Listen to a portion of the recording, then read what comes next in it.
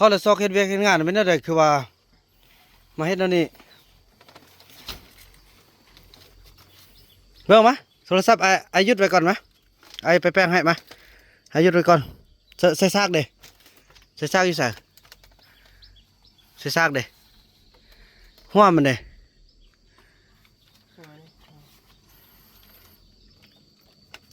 ไปเฮ็ดเวียกนำกันบ่แม่นว่าสิมาโลมาลิคำน้อยคือกันบ่ต้องให้ผู้ใดขึ้นมานอนนำเด้อนี่เด้อบ่น่ะน้องอยู่ผู้เดียวค่อยฟันไปเด้ออยากกินข้าวแล้วก็ลงไปอยากเอามาให้พวกน้องเฮ็ดเวียกช่วยอายได้น้องบ่แม่นว่ามาลีมากินข้าวแล้วก็จะมาลีนอนอันนี้โทรศัพท์เนี่ยอาจสิยึดไว้ก่อนเด้อเพราะว่าน้องลิโทรศัพท์ไล่บ่ได้ไปใช้มาใช้ก็ต้องบอกอายเด้อันนี้พ่อน้องบอกให้อายมาเอาคืนได้นี่นะแล้วอายก็เอาคืนคือกันโอ้มาลีน้ำลูกเด้อลีน้ำลูกขอบใจ FC ผู้มีน้ำใจแบ่งปันเหมือนฟ้าบันดาลให้สร้างรายการนี้มาสวยเหลือคนทุกข์คนจนหรือคนด้อยกว่าด้วยแห่งศรัทธาบุญนำพาได้มาร่วมทาง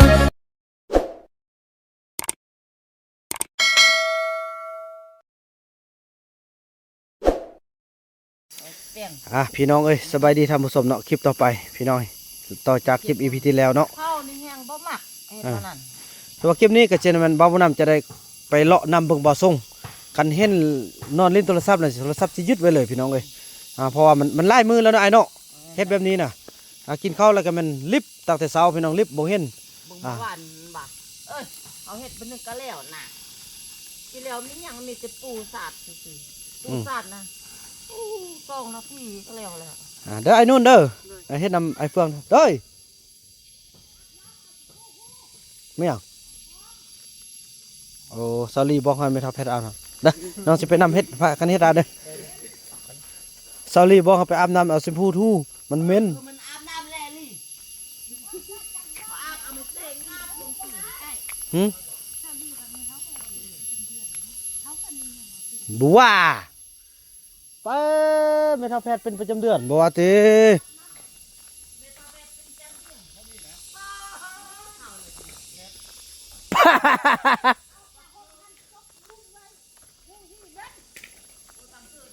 บัวไปซะแล้วก็ลี่ที่ไหนไม่ทับแพทย์เป็นอย่าง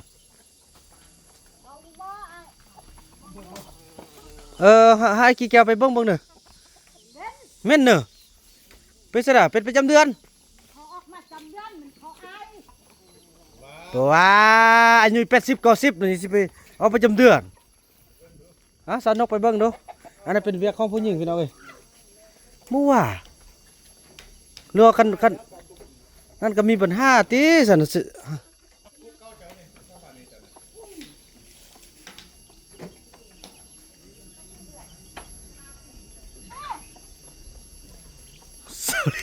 สลิมุม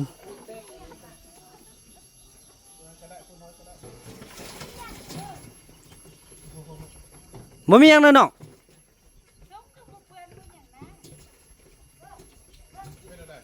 จากกำลังเบิ่งกันหั่นแหละ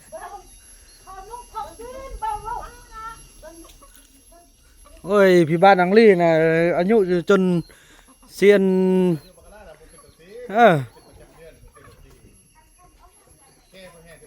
คนป้าทำมุมดังเลยพี่น้องไอ้คน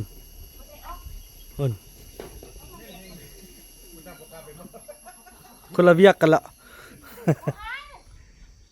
คนเลยเขากำลังพิสูจน์กันว่าซีเมนต์ไทยหรือบ่แม่นเอาไม่แท่งตีโอ้ไอ้คุณสมเสยเฮ็ดให้น้องสาวเด้อเบิ่งสิได้ไปเบิ่งอันบุญส่งก่อนส่งอยู่ไสจักซองให้หลายๆบุญตั้งเช้าแล้วเป็นอันนี้แหละเช้ามาแล้วก็แม่นบ่เห็นเวียกบ่เฮ็ดเวียกบ่เฮ็ดงานแล้วก็แม่นเอาโทรศัพท์ไปลิ้นแล้วแรงมากก็พกโคกมากินข้าวนอนก็ว่าแหละน้องไปเบิ่งคันว่าเห็นบ่เฮ็ดเวียกแล้วน้องก็สิยึดไว้ก่อนโซ่ข้าวก่อนโอ้แม่นละนะโอ้ ยยืนน้ำลุงกี่แก้วเด้อพี่น้องไปสอบมันก่อนบ่ได้เด้อพี่น้องเอามาพัฒนาบ่แม่นจะมาสิรีวิวหัวคำนวณแต่ก็หัวเฮ็ดเวียกอยู่ถึงแล้วพี่น้องเอ้ยพอเราก็อนุญาตแล้วเนาะแต่อีกอย่างกับบ่าวบุญนำก็เป็นสะพานบุญแหละสามารถที่จะจัดการเป็นตัวแทนของพี่บีเนาะพี่น้องบ่ไหวแล้วเฮามาสร้างคนบ่นี้บ่แม่นมาทำลายคนเนาะลายมือแล้วพี่น้องเอ้ยคนนี้เฮ็ดดีบ่มักดีเนาะ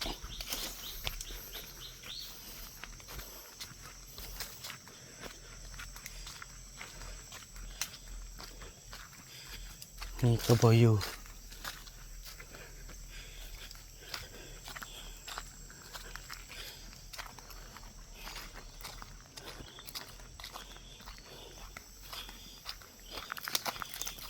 ผมน้อยเห็นนักแต่ละมือนี่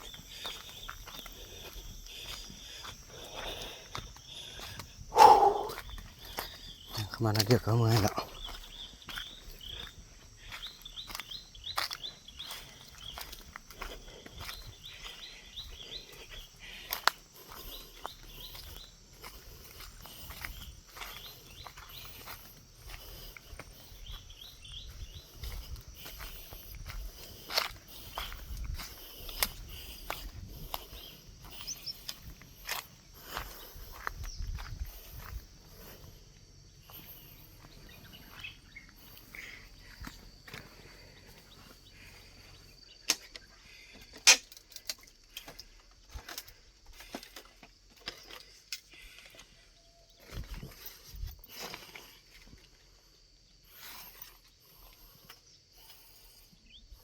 อยู่นี่แท้คำน้อยคำน้อยคำน้อยเฮ็ดเวียกยังไงมื้อนี้น่ะฟันให้คือบ่ฟันแม่ลูกแม่ช่วยแล้ว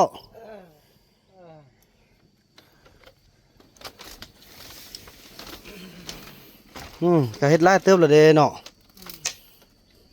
ไปฟันไปหุ่นเต้แม่คำหน่อยไปฮู้เดี๋ยวหุ่นส่งเป็นจังได๋ส่งคือว่ามักโลมักลีแท้ยังบ่ไปเฮ็ดเวียกนำเข้าเด้กินข้าวแล้วสิมาลีแนวนี้บ่ได้ติผู้ใดบอกให้มาแนวนี้เขาแล้วซอกเฮ็ดเวียกเฮ็ดงานเป็นจังได๋คือว่ามาเฮ็ดแนวนี้เบิ่งมาโทรศัพท์อายุดไว้ก่อนมาไปแป้งให้มาอายุดไว้ก่อนใส่ซากเด้ใส่ซากอยู่ไสใส่ซากเด้หัวมันเด้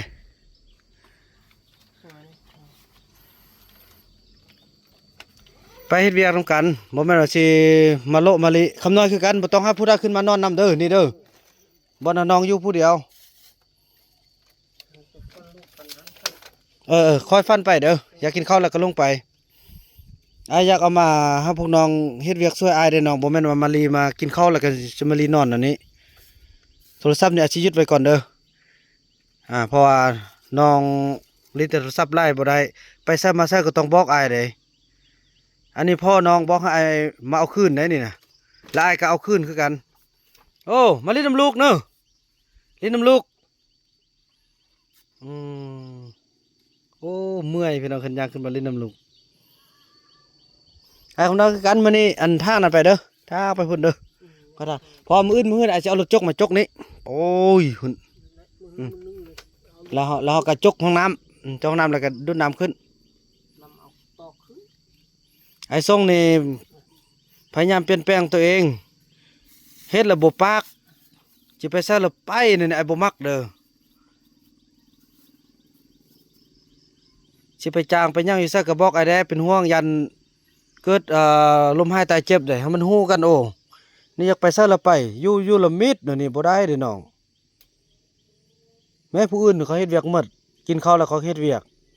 ตัวเองกินข้าวแล้วมันมาลีนอนแบบนี้เมื่อวานก็หมดมือไล่มือแล้วได้น้องเฮ็ดอันนี้นะบ่ได้อาจสิเบิ่งตัวนี้คันน้องเฮ็ดแบบนี้เนี่ยไอ้โทรศัพท์อาจสิยึดไว้เลยอาจจะว่าให้คนที่เขาขยัน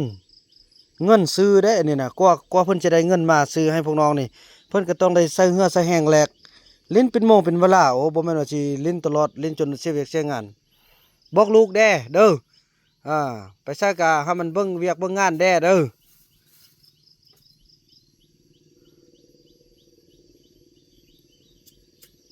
โอ้กูบ่ได้เฮือโทรศัพท์กูบ่ได้เฮือ ไอ้คำน้อยคันอยากได้ละมันเฮ็ดเวียกละเด้อ ค่า ผู้ใดขี้คร้านนี่บ่ให้ได้เป็ดกันติดได้แหละ เนาะ อืม ได้เป็ดตัวเลี้ยงเป็ดเนาะ แล้วเอาไฟฟ้าได้บ่ติดนี้ เออ เอาอันนั้นได้ ไอ้คำน้อยได้มอบเฮ็ดเวียกถึงก็สำเร็จหมดแล้วเด้เก่งแล้วไอ้คำน้อยเด้อ โอ้ บ้านนั้นนี่น้องอันนั้นน่ะถ้าลงไปลุ่มเลยก็ได้จำพุ่นเลยก็ได้เด้อ ทาง เพราะมันหกบ่มียุ่งแล้วติเด้อดิโอ้สบายแล้วเนาะบ่มียุ่งเลยเนาะแหน่อันพวกน้องในแม่เพิ่นก็มาเบิ่งเนี่ยอันนี้แม่พวกน้องสิมาเฮ็ดบ่รู้อยู่ยะบ่ได้น้องเอ้ยเนี่ยแม่ก็เฒ่าก็แก่แล้วแม่ให้เจ้าจนสิบ่ได้ละดูต้นเพิ่นแด่ อันนี้แล้วก็ตัดท่านแล้วก็ลงไปพุ่น ช็อตบาทเลย เขากินไอ้เฮาไม่กินอยากได้โทรศัพท์ไอ้ซื้อให้แหน่บ่ฟังความอ้ายก็เอาคืนน้องเฮ็ดแบบอันจิอยู่พวกน้องอยู่อยากไปซะแล้วไปซะมาแล้วบ่ได้อาจสิเบิ่งนับตัวนี้ต่อไปคันน้องบ่เฮ็ดเวียกน้องเฮ็ดคือเก่าอ้ายก็บ่ให้คืน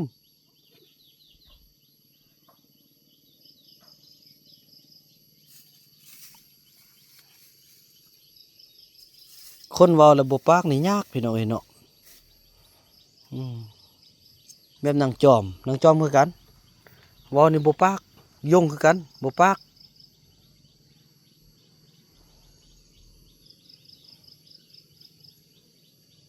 ตั้งใจวันนี้คันอยากได้โทรศัพท์คืนน่ะ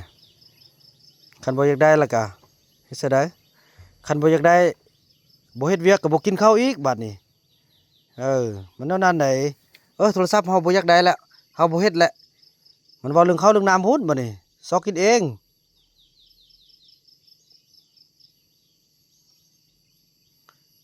รับจ้างเฮ็ดนี้นี่นะอ้ายก็สิบอกแจ้งบ้านแจ้งเมืองคันอยากไปจ้างทางนอกจ้างอ้ายก็บ่ว่าอ้ายเฮ็ดดีที่สุดแล้วน้องเอ้ยคันน้องอยากไปจ้างรถอ้ายก็บ่ห้ามแต่คันอยู่นี่เราบ่เฮ็ดเวียกเราสิกินข้าวนอนแล้วก็บ่ได้อีกอ้ายบ่ให้อ้ายบ่เอาอ้ายบ่สร้างคนแบบนี้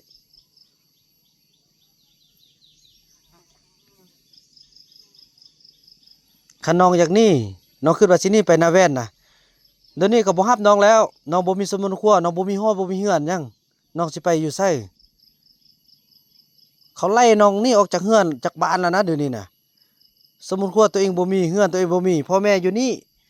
ก็มาสร้างเอาบาดนี้น่ะ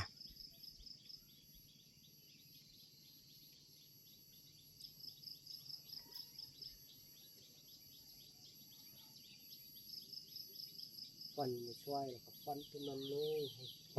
ง ขอเฮ็ดเข้าไปน้องที่จะน้อยเอารถจกมาจกเฮือนจกอันนั้นให้เลาะจกอันบนปุ้งเฮือนแล้วก็จกห้องน้ำหั่นเนาะพอเอารถฟอร์ดมารถจกมาเบิ่งแล้วพี่น้องเอ้ยเนาะเฮาจะได้พอทางย่าแม่จันดาลีคำวงศาเฮาพี่น้องเอ้ยเพิ่นเป็นผู้อุปถัมภ์คำสู้อีกแล้วพี่น้องเนาะนี่สร้างหอสร้างเฮือนไว้ให้คำน้อย แล้วก็ยังสร้างพื้นฐานของล่างที่แน่นหน้าให้อีกพี่น้องเอ้ยเนาะทางหน้านี่ปลูกผักหน่อยครับหน่อยปลูกผักปลูกมีกินหมูซอยในคันนั้นแล้วก็จุดเด้อจุดไว้เฮ็ดปลูกผักปลูกมีจังน้อยอาจจะสิดึงน้ำขึ้นมาให้เนี่ยคำน้อยอยู่กับเกี้ยงเลยพี่น้องเอ้ยคำน้อยก็เก็บได้อันขี้เงื่อนนี่เด้อเก็บก้อนแล้วก็จุดเด้อจุดในวิวลักล้านนี่พี่น้องเอ้ยคำน้อยนี่ป๊อดโถๆๆๆพุ่นน่ะสุดยอดเลยพี่น้องเจ้าน้อยก็ดุดเป็นทางเป็นบอดปรุงเฮือนแห้งคักเนาะแคมน้อยเนาะ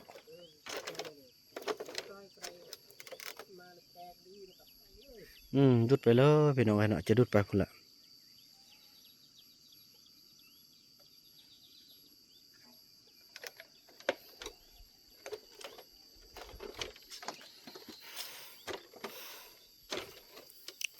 เย็นดีเนาะน้องพี่เนาะบ่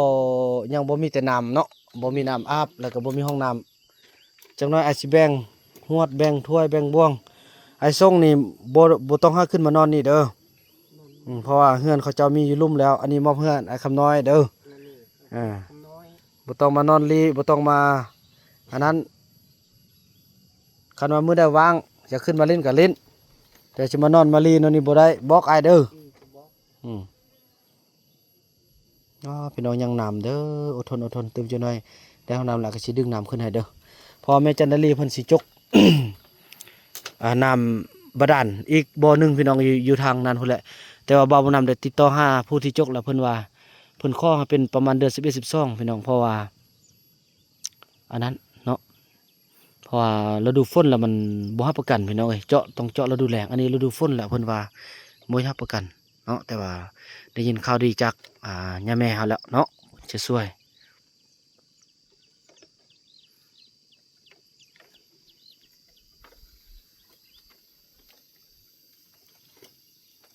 จังได้แม่เฒ่าแหน่เห็นบ่แม่นหน้าแฮวลงแล้วหั่น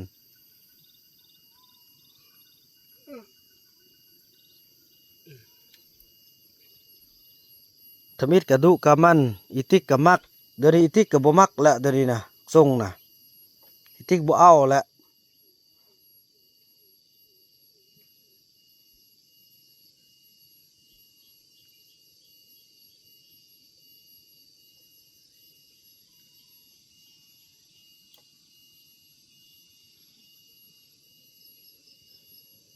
เพื่อมาอีลุมทางเที่ยวไปนาเขาเจ้านะพี่น้องเนาะ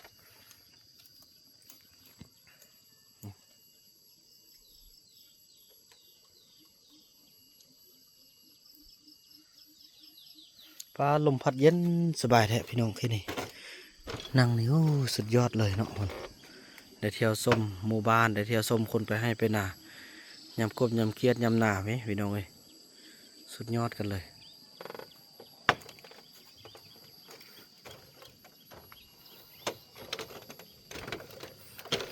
นั่นเด้อไอ้คำน้อยเด้อกินข้าวแล้วเนอะไปลงซอกกินข้าวเด้อแน่บอกลูกไปกินข้าวเด้อไปกินข้าวตับแตบเด้อกินข้าวแล้วก็ทางขนาดคือไอ้ว่าทางเราไปซอดอันเส้นทางหมดเด้อ ชอดคนแกะบนทางหันชอดไปเลย ซอดนั่นนี่แหละทางแบบนี้นี่แหละค่อยไปเรียกน้องนะไอ้มอบอยู่เทิงนี่ก็โอ้สำนีก็ดีใจแล้วอันนั้นทางได้คือเข้าเด้อไปทางตึมเด้ออันนี้พระกวดแหละเพอจะเอารถจกไปเนาะ อันนี้บอกวัดแหละ เอารถจกเล็ดแล้วก่อนเนาะเวลาเราค่อยว่ากันแม่นแหละ เอารถจกคันเลยก็ไปเลย พอมือพาด ที่ฟันที่อันนี้เป็นคนเฮือนนี้ เด้อจังสันแล้วเด้อไอ้ทรงเด้อตั้งใจเด้อตั้งใจพี่น้องเอ้ยเนาะกะคือว่าแหละพี่น้องเขาต้องได้สร้างคนบ่แม่นว่าจะเอาคนมาซีรีวีหัวมานอนมากินละละคนเราอยู่ใส่มันก็ต้องมีเฮ็ดเวียกเฮ็ดงานเนาะเป็นเครื่องที่ซ่องแล้วที่ได้ยึดมาจากมายงโอ้ฟืนพี่น้องเอ้ยจะให้คำน้อยตัดก่อนที่อันรถจกซีมาจกเนาะเอาฟืนมีอันดีๆนี่คำน้อยก็จุดหมดเลยพี่น้องอนามัยหมดแล้วสุดยอดกันละคำน้อยเขาก็ได้โอ้เติมอีกเติมบ่พอถ้าได้มือข้างหน้าก็จะได้เห็นย่าแม่เฮาเอารถจกเข้ามาโจกไปพุ่นละพี่น้องฮอดต้นไม้พุ่นละเนาะนี่อันนี้ก็เกี่ยมนี่ก็คือทางตระกูลยายไซบุญคำเนาะแล้วก็ทางแม่ดาวอนสิหาราชเพิ่นรวมด้วยช่วยกันพี่น้องเนาะแต่เงินกับบ่ทันหมดเทื่อจะเอาไว้ใช้ในตอนที่ให้น้องน้ำพุ่นแหละเนาะมีพอสมแพง100เหรียญแล้วก็มีย่าแม่ดาวอนสิหาราช1 ล้านกีบพี่น้องเนาะเพิ่นส่งมาพี่น้องเอ้ยจังสันแหละพี่น้องเนาะถือว่าคลิปนี้บ่าวบุญนำจะขออนุญาตจบคลิปกันเพียงเท่านี้ก่อนแล้วก็พบกันใหม่ในคลิปต่อไปเนาะ